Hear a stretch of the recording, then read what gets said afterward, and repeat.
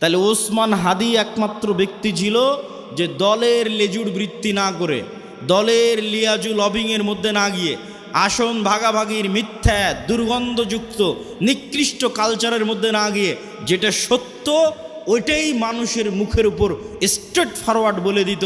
আর এই রকম একজন মেরুদণ্ডওয়ালা, যার মেরুদণ্ড আছে, যে স্ট্রেট ফরওয়ার্ড সত্য এবং ন্যায় বলতে পারে জ্ঞানের সাথে বুদ্ধিমত্তার সাথে, এটাই নেতা, এটাই নেতা তৈরি হওয়ার রাস্তা। আর এই রকম একজন মেরুদণ্ডওয়ালা সত্যবাদী ন্যায়পরায়ণ নেতা ওই রকম লাখো দুর্নীতিগ্রস্ত নির্বাচিত এমপির চেয়ে পাওয়ারফুল। এবং ওই পাশ্চাত্যের আর আমাদের পাশের দাদাবাবুরা তারা পর্যন্ত ভয় পায় এই রকম নেতাকে। কেন? ওই যে দুর্নীতির মধ্যে দিয়ে যে নেতা উঠে এসেছে, ওকে টাকা দিয়ে কিনে নেওয়া যাবে। ভারতও ওকে কালকে টাকা দিয়ে কিনে নিতে পারবে, আমেরিকা ওকে কালকে টাকা দিয়ে কিনে নিতে পারবে। ওকে বলবে তোমার যত দুর্নীতি করার ইচ্ছা করো, টাকা পাচার করে নিয়ে আমার দেশে চলে আসো, আমি যা বলবো তাই শুনবা। তো ও যেহেতু এই দুর্নীতির প্র্যাকটিসের মধ্যেই বড় হয়েছে, তো কোনোদিন দেশের পক্ষে কাজ করবে না, অন্য দেশের গোলামি করবে, অন্য দেশের গোলামি করবে। তাহলে গোলামি থেকে বাঁচার জন্য একটা প্রজন্ম তৈরি করতে হবে আপনাদের, যে প্রজন্ম হবে সত্যবাদী ন্যায়পরায়ণ, মিথ্যা এবং অন্যায়ের সংস্পর্শে যায়নি, মেরুদণ্ড বিক্রি করবে না টাকার কাছে। আপনি মাপবেন কেমনে যে আমি সত্যবাদী ন্যায়পরায়ণ কিনা? আপনি নিজেকে জিজ্ঞেস করেন যে আপনি আপনার পিতার সম্পত্তিতে আপনার বোনকে ন্যায়ের সাথে সম্পদ দিয়েছেন কিনা? আপনার পিতা আপনার দাদার সম্পত্তিতে আপনার ফুফুকে ন্যায়ের সাথে সম্পদ দিয়েছে কিনা? যদি দেখেন হ্যাঁ ন্যায়ের সাথে বন্টন হয়েছে, তাহলে আপনার মধ্যে নেতৃত্বের গুণ আছে, আল্লাহর দৃষ্টিতে আপনি নেতা হতে পারবেন। আরও বাকি গুণগুলো অর্জন করলে পূর্ণ নেতা হবেন, কিন্তু মোটামুটি এই গুণটা আছে। আর যদি দেখেন যে না, আপনি ন্যায়ের সাথে বন্টন করতে পারেননি, আপনি নিশ্চিত জেনে রাখেন, আপনি নিশ্চিত জেনে রাখেন আজকে আপনি আপনার স্ত্রীর সাথে ন্যায় করতে পারেননি, আজকে আপনি আপনার বোনের সাথে ন্যায় করতে পারেননি, আজকে আপনি আপনার পিতা মাতার সাথে ন্যায় করতে পারেননি। ওয়াল্লাহি আল্লাহর কসম করে বলছি, ওয়াল্লাহি আল্লাহর কসম করে বলছি, যে তার বোন তার ফুফুর সাথে ন্যায় করতে পারেনি, এই ব্যক্তিও যদি নির্বাচিত হয়ে ক্ষমতায় আসে, সেও গত 16 বছরের চেয়ে বড় দুর্নীতিবাজ হবে। তাহলে নেতা তখনই তৈরি হবে যখন ন্যায় এবং সত্যবাদিতা তার রক্তের মধ্যে থাকবে। আর মিথ্যা গোলামির কালচার। ইব্রাহিম আলাইহিস সালাতু ওয়াস সালামের 2 সন্তান, এক সন্তানের নাম ইসহাক, আর এক সন্তানের নাম ইসমাইল। ইসহাককে রেখে দিলেন জেরুজালেমে, আর ইসমাইলকে রেখে দিলেন মক্কায়। ইসমাইল থেকে না মোহাম্মদ পর্যন্ত এই দীর্ঘ সময়ে এই বানু ইসরাইলের সাথে কি হচ্ছে দেখেন, শর্টকাট। ইসহাকের সন্তান ইয়াকুব, ইয়াকুবের সন্তান ইউসুফ, ইউসুফের 11 ভাই মিলে পিতা মাতা মিলে মিশরে ইউসুফের মৃত্যুর পরে ফেরাউনের 300 বছরের গোলামি, ফেরাউনের গোলামি থেকে মুসার হারুনের হাত ধরে মুক্তি, মুসার হারুনের হাত ধরে মুক্তির পরে 40 বছর সিনাই মরুভূমিতে পাগলের মতো ঘুরপাক, 40 বছর পর ইউশা বিন নুনের হাত ধরে জেরুজালেম বিজয়, তারপরে পুনরায় আর এক জালেম বাদশার কারণে জেরুজালেম থেকে বিতাড়িত, তারপরে দাউদ সুলাইমান এবং তালুতের মাধ্যমে জেরুজালেম বিজয়, জেরুজালেম থেকে সারা পৃথিবীতে শাসন ক্ষমতা প্রতিষ্ঠা, তারপরে আস্তে আস্তে জাকারিয়া, ইয়াহিয়া, ঈসা, মারিয়াম। এই যে দীর্ঘ সময় বানু ইসরাইলের, এই দীর্ঘ সময়ে বানু ইসরাইলের চরম উত্থান পতন হয়েছে, 2-3 বার গোলামির জিঞ্জিরে আবদ্ধ হয়েছে। তার মধ্যে সবচেয়ে বড় গোলামি ছিল ফেরাউনের 300 বছর। এই গোলামির জিঞ্জিরে আবদ্ধ হওয়ার কারণে এরা নবীর সন্তান হওয়ার পরও, ইব্রাহিমের সন্তান হওয়ার পরও, ইসহাকের সন্তান হওয়ার পরও এরা মিথ্যা বলা, ধোকা দেওয়া, 2 নম্বরই রাস্তা শিখে নিয়েছিল। এই জন্য আল্লাহ বলল শনিবারের দিন তোমরা মাছ ধরবা না। দাউদ কোরআন পড়ে, মাছেরা কোরআন শুনতে আসে, জাবুর শুনতে আসে।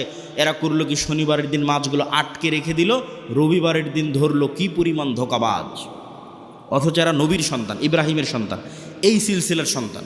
আর এই দিকে এই যে ইসমাইল থেকে মোহাম্মদ পর্যন্ত এই লম্বা সময়, সেম টাইম, এই লম্বা সময়ে মক্কায় কোনো নদী নাই, মক্কায় কোনো ফল ফসল উৎপাদন হয় না, মক্কা কোনো বড় ব্যবসায়িক কেন্দ্র নয়, মক্কা কোনো বড় রাজনৈতিক কেন্দ্র নয়। ফলত বিশ্বের কোনো পরাশক্তি, না রোমান না পারস্য, কেউ মক্কা দখল করেনি।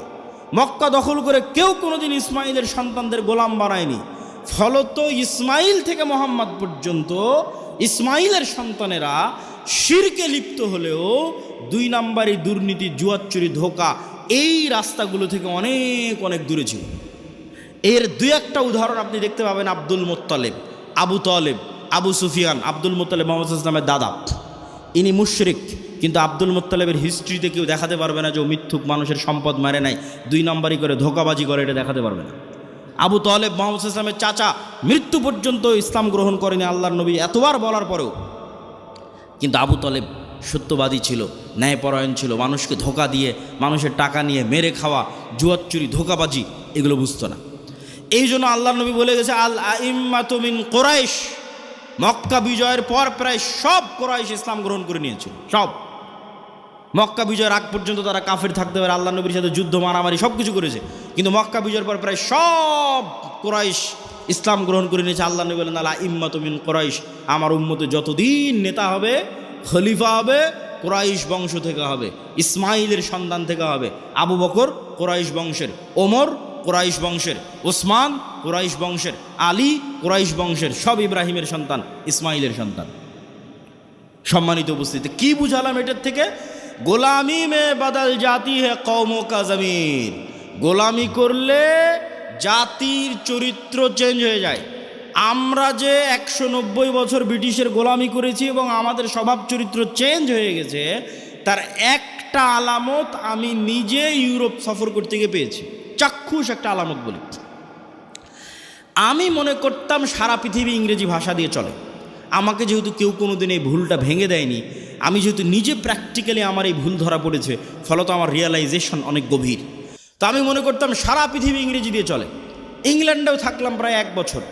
এই ইংল্যান্ডে থাকা অবস্থায় যখন ফ্রান্স গেলাম, স্পেন গেলাম, ইতালি গেলাম, স্পেনের যখন কর্ডোভা, গ্রানাডায় যাওয়ার জন্য যে বিমানবন্দরে নামলাম, ওই বিমানবন্দরে নেমে এক্সিট লেখাটা আমি ইংরেজিতে খুঁজে পাচ্ছিলাম না।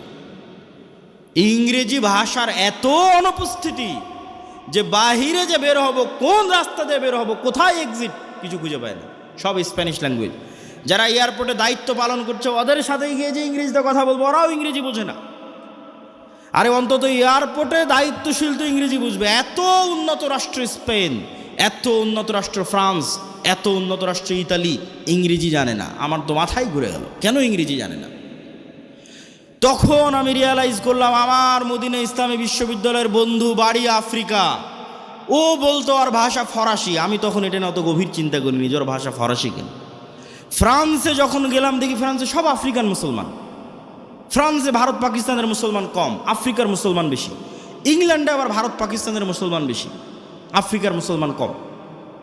তখন সব রহস্য ভেদ হয়ে গেল যে ওর ভাষা কেন ফরাসি আর আমার কাছে কেন ইংরেজির এত গুরুত্ব, জন্মগত কেমনে অটোমেটিক। সবাই আমাদের দেশের মানুষ জানে যে ইংরেজি অনেক গুরুত্বপূর্ণ ভাষা, অথচ ইউরোপের অধিকাংশ দেশ ইংরেজির কোনো ভ্যালুই নাই, দামই নাই।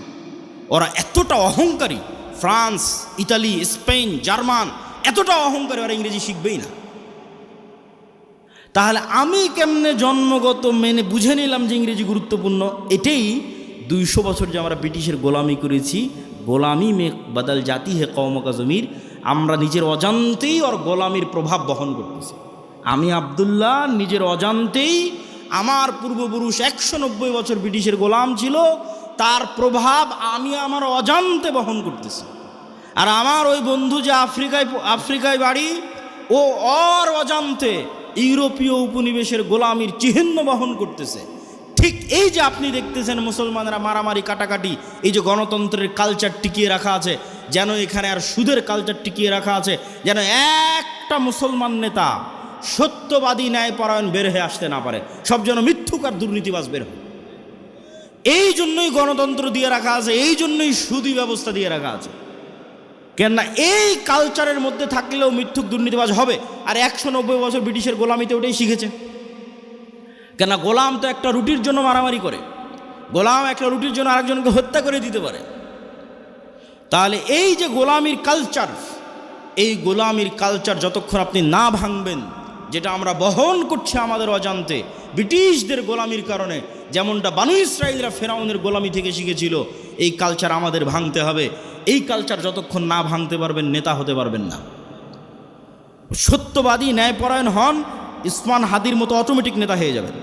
আর এই গণতন্ত্রের কালচারে এইরকম সত্যবাদী ন্যায়পরায়ণ নেতা সহ্য করার মতো ক্ষমতা এই আধিপত্যবাদী দখলদারি শক্তির নাই, ফলত গুলি করে উড়িয়ে দিবে।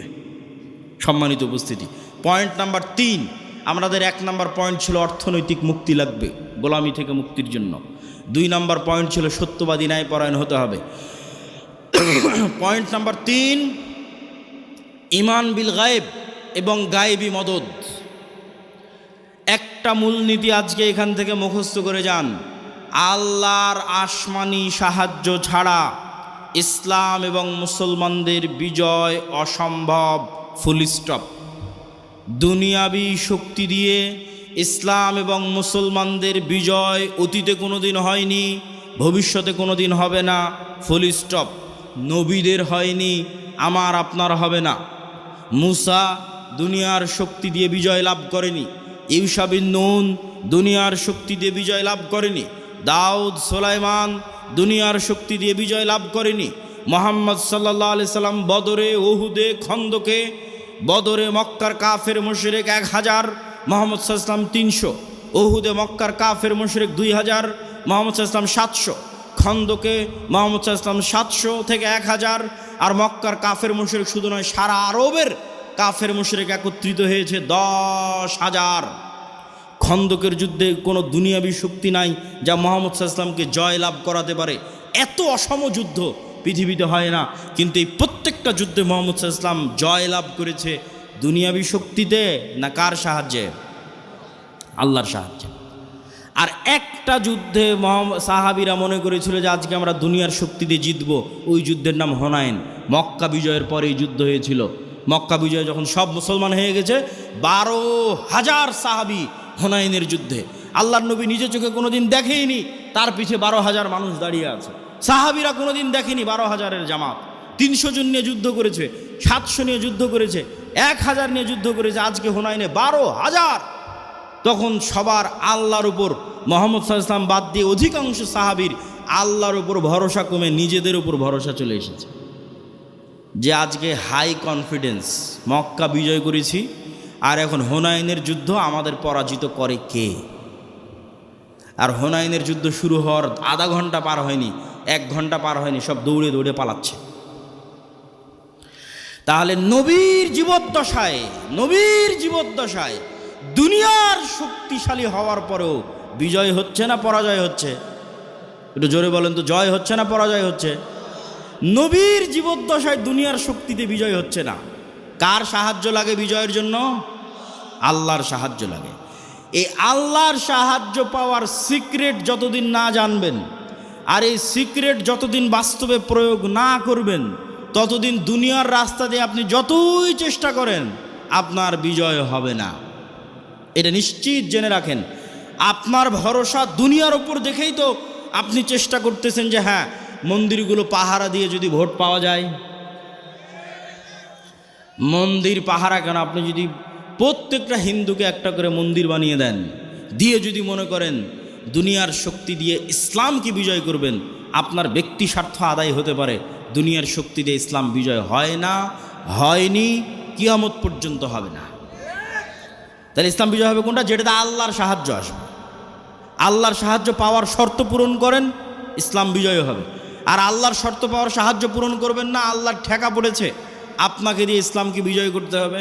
আল্লাহ বলেছে, ইউরিদুনা লিইউতফিউ নূরাল্লাহ ওয়াল্লাহু মুতিম্মু নূরিহি ওয়ালাউ কারিহাল কাফিরুন। ইসলাম আল্লাহর নূর, আর এই নূর সারা পৃথিবীতে বিজয়ী হবে, এটা আল্লাহর ওয়াদা। বলেন আল্লাহু আকবার। হুয়াল্লাযী আরসালা রাসূলাহু বিল হুদা ওয়া দীনিল হক লিইয়ুযহিরাহু আলা দ্বীনি কুল্লি। আমি এই দিন মুহাম্মাদের উপর অবতীর্ণ করেছি, এই দিন সারা পৃথিবীতে বিজয়ী হবে। বলেন আল্লাহু আকবার। এটা আল্লাহর ওয়াদা। তবে আল্লাহ ইসলামের বিজয়ের জন্য আমার আপনার মুখাপেক্ষী নয়, কিন্তু আমি আপনি যদি শর্ত পূরণ না করি বিজয় হবে। শিক্ষা এবং জ্ঞানে এগিয়ে যেতে হবে। ঈমান বিল গায়েবের উপর বিস্তারিত আলোচনা বহু বক্তব্যে করেছি। আজকে যা আলোচনা করছি সব আল্লাহর পথে যাত্রা এই বইয়ের মধ্যে আছে। ঈমান বিল গায়েবের বিস্তারিত আলোচনা ওই আল্লাহর পথে যাত্রা বইয়ের মধ্যে আছে। প্রত্যেক মসজিদে, প্রত্যেক স্কুল, কলেজ, ইউনিভার্সিটিতে এই বইয়ের উপর পাঠচক্র হওয়া উচিত। 2 পৃষ্ঠা করে, 1 পৃষ্ঠা করে প্রত্যেক মসজিদে, প্রতি সপ্তাহে অন্তত একদিন সবাই মিলে 2 পৃষ্ঠা পড়ে বোঝার চেষ্টা করবেন কি বলা আছে এই বইয়ের মধ্যে।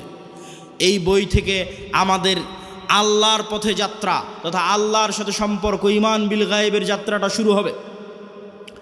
2 নাম্বার শর্ত কি পূরণ করতে হবে? সৎ আমল। দেখেন মুহাম্মদ সাল্লাল্লাহু আলাইহি ওয়াসাল্লাম বদরের যুদ্ধের দিন এত লম্বা সালাত, এত লম্বা দোয়া, এত লম্বা রাতের সালাত যা আবু বকর রাদিয়াল্লাহু তাআলা আনহু পর্যন্ত ক্লান্ত হয়ে গেছে। আল্লাহর নবী, আপনি নবী, আপনার এত রাতের সালাতের প্রয়োজন? আল্লাহর নবী কেন রাতের সালাতে দাঁড়িয়ে আছে জানেন? আল্লাহর নবী আমার আপনার চেয়ে গায়েব বেশি জানে। আমার আপনার চেয়ে গায়েবের মূলনীতি ওনার জানা আছে, আল্লাহ ওনাকে ওহির মাধ্যমে জানিয়ে রেখেছে। সেটা কি? সেটা হচ্ছে তুমি বদরের যুদ্ধে তোমার শক্তি দিয়ে জিততে পারবে না। মুহাম্মদ, তোমার শক্তি দিয়ে বদরে বিজয় হবে না। বদরে বিজয় হবে কার সাহায্যে? আল্লাহর সাহায্যে। আর আল্লাহর সাহায্য পাওয়ার সিক্রেট হচ্ছে রাতের সালাত। তুমি আল্লাহর সাহায্য পেতে চাও, যত বড় নবী হও রাতের সালাতে দাঁড়াতে হবে। ফাতাহাজ্জাত বিহি নাফিলাতাল লাক আসা ইয়াবআসাকা রাব্বুকা মাকামাম মাহমুদা। তুমি সর্বশ্রেষ্ঠ নবী হওয়ার পরও আল্লাহর সাহায্য আসমান থেকে দুনিয়াতে আনার জন্য শ্রেষ্ঠতম নবী হওয়ার পরও তোমাকে রাতের সালাতে ঘন্টার পর ঘন্টা দাঁড়িয়ে থাকতে হবে। আর বাংলার মানুষেরা স্বপ্ন দেখে নামাজ 5 ওয়াক্ত সালাত আদায় না করেই খালি ভোট দিয়ে ইসলামকে বিজয় করে দিবে। অসম্ভব, এটা অসম্ভব, ইম্পসিবল। আপনাকে ন্যূনতম আল্লাহর সাহায্য পাওয়ার পূর্ব শর্ত পূরণ করতে হবে। সেই পূর্ব শর্তের 2 নাম্বার হচ্ছে সৎ আমল। রাতের সালাত না পারেন 5 ওয়াক্ত সালাত ঠিক রাখতে হবে। আর রাতের সালাত আর সকাল সন্ধ্যের জিকির মোস্ট পাওয়ারফুল। সকাল সন্ধ্যের জিকির কেন পাওয়ারফুল? মুসা আলাইহিস সালাতু ওয়াস সালাম ফেরাউনের উপর বিজয় লাভ করবেন, অথচ মুসা আলাইহিস সালাম আমার এবং আপনার চেয়ে দুর্বল। মুসা আলাইহিস সালামকে আল্লাহ বলছে, যাও ফেরাউনের কাছে, ওয়ালা তানিয়া ফি জিকরি, সব সময় আমাকে স্মরণে রাখবা, জিকির ভুলবা না। জিকির না করলে তুমি জিততে পারবে না। জাকারিয়া আলাইহিস সালাতু ওয়াস সালাম আল্লাহর কাছে সন্তান চাইলেন, আল্লাহ বললেন সন্তান হবে। বন্ধা স্ত্রী, বার্ধক্য বয়স, কেমনে সন্তান হবে? আল্লাহ আলামত বলেন। আল্লাহ বললেন সকাল সন্ধ্যা জিকির করো, সন্তান হবে।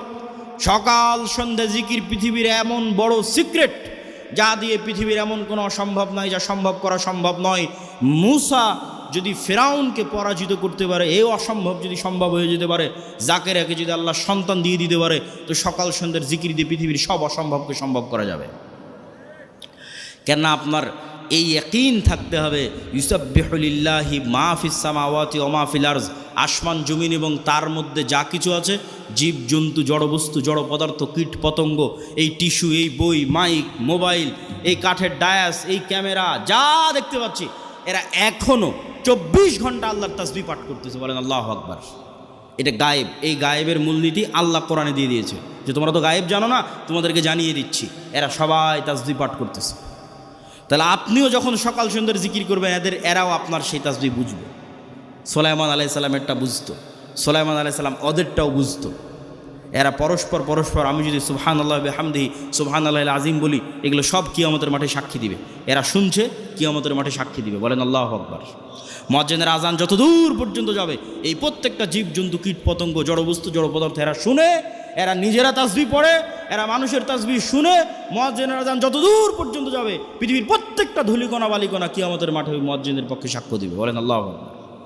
এই জন্য জিকির মোস্ট পাওয়ারফুল, সবচেয়ে পাওয়ারফুল। আল্লাহ আসমান জমিন সৃষ্টি করেছেন আওয়াজ দিয়ে, আল্লাহ আসমান জমিন ধ্বংস করবেন আওয়াজ দিয়ে। পৃথিবীর প্রত্যেক জীবজন্তু, জড়বস্তু, জড়পদার্থ সবসময় আওয়াজ বের করতেছে, আল্লাহর তাসবিহ পাঠে আওয়াজ বের করতেছে। সব ফেরেশতা সবসময় আল্লাহর তাসবিহ পাঠে আওয়াজ বের করতেছে। আওয়াজ সবচেয়ে মোস্ট পাওয়ারফুল।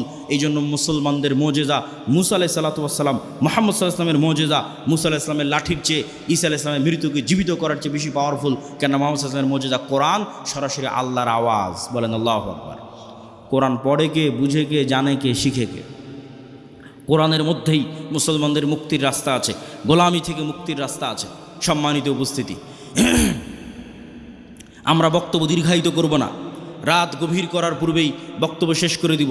তাহলে আমরা আমাদের পূর্ব শর্ত, যা গায়েবী মদদ পাবো, 1 নাম্বার শর্ত ঈমান বিল গায়েবে ইয়াকিন থাকতে হবে, 2 নাম্বার শর্ত সৎ আমল থাকতে হবে।